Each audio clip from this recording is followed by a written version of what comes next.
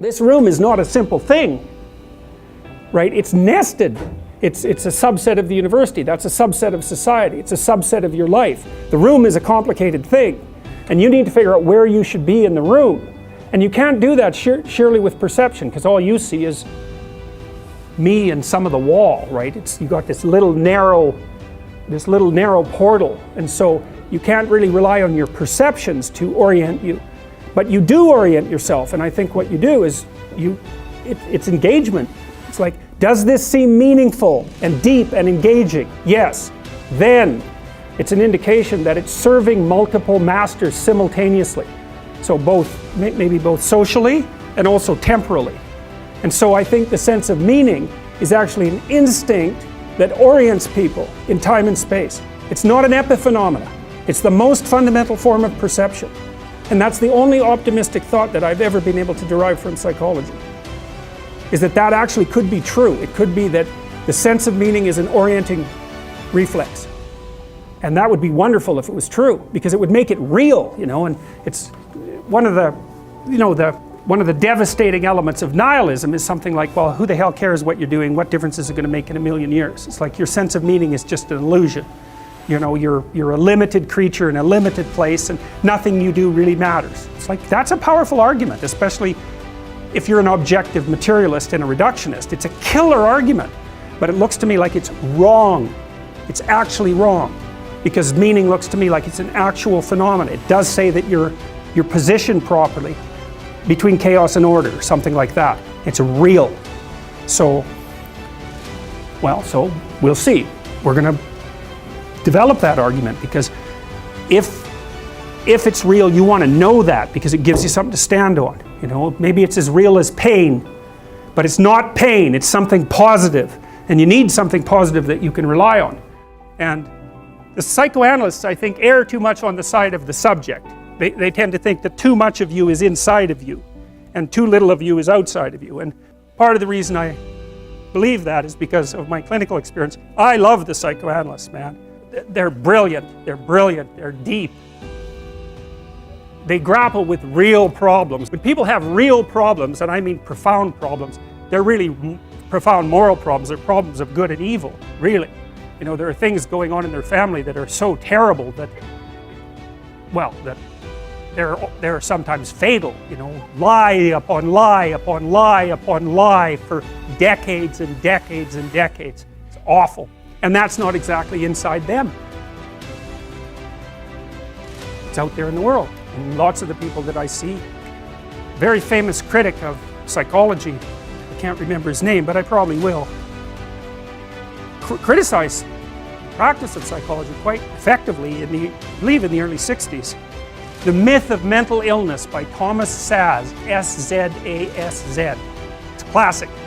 You should read it. If you're interested in psychology, read it. It's a classic.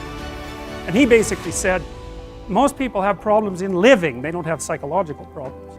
And so I've experienced, despite my love for the psychoanalysts, very frequently what I'm doing as a therapist is helping people have a life that would work. And you can parameterize that. It's like, what do you need? How about some friends? People kind of like that. How about an intimate relationship with someone that you can trust, that maybe has a future? That'd be good. How about a career that puts you in a dominance hierarchy somewhere, so at least you've got some possibility of rising, some possibility of stabilizing yourself, and a schedule and a routine, because no one can live without a routine. You just forget that. If you guys don't have a routine, I would recommend, you get one going, because you cannot be mentally healthy without a routine. You need to pick a time to get up. Whatever time you want, but pick one and stick to it, because otherwise you dysregulate your circadian rhythms and they regulate your mood. And eat something in the morning. I've had lots of clients who've had anxiety disorders. I had one client who was literally starving. Very smart girl. There was very little that she liked. She kind of tried to subsist on half a cup of rice a day. She came to me and said, I have no energy. I come home, all I want to do is watch the same movie over and over. What, is that weird? And I thought, well, it depends on how hard you work. It's a little weird, but whatever. It's familiar, and you're looking for comfort. So I did an analysis of her diet. It's like 3/4 of a cup of rice. It's like, you're starving. Eat something. You know, you'll feel better. So she modified her diet, and all her anxiety went away, and she had some energy. It's like, yeah, you gotta eat. So a schedule, that's a good thing, man. Your brain will thank you for it. It will stabilize your nervous system. With a bit of a plan, that's a good thing. You need a career, you need something productive to do with your time. You need to regulate your use of drugs and alcohol, most particularly alcohol, because that does in a lot of people. You need a family, like the family you have, your parents and all that. It'd be nice if you all got along, you could work on that. That's a good thing to work on. And then, you know, you probably need children at some point, and that's life. That's what life is. And if you're missing, you know, you may have a good reason to not be operating on one of those dimensions. It's not mandatory, but I can tell you that if you're not operating reasonably well on 4, I think I mentioned 6, if you're not operating reasonably well on at least 3 of them, there's no way you're going to be psychologically thriving. And that's more pragmatic in some sense than psychological, right? Human beings have a nature. There's things we need. And if we have them, well, that's good. And if we don't have them, well, then we feel the lack. And so behaviorists, behavioral psychologists concentrate a lot more on that sort of thing. You know, it's practical. It's like strategizing. Make a career plan. Figure out how to negotiate, because that's bloody important. Figure out how to say what you need. Figure out how to tell the truth to people. Figure out how to listen to your partner in particular, because if you listen to them, they will actually tell you what they want, and sometimes you can give it to them and maybe they'll return the favor. And if you practice that for like 15 years, well, then maybe you're constantly giving each other what you want. Well, hooray, that would be good. And then there's 2 of you under most circumstances, and it's better to have 2 brains than 1, because people think differently because of their temperament mostly. And so the negotiation is where the wisdom arises, and it's part of the transformation, the psychological transformation that's attendant on an intimate relationship, and one of the fundamental purposes of a long-term intimate relationship. So we're starting to be able to put the traits, to sort of nail the traits down to their underlying biology.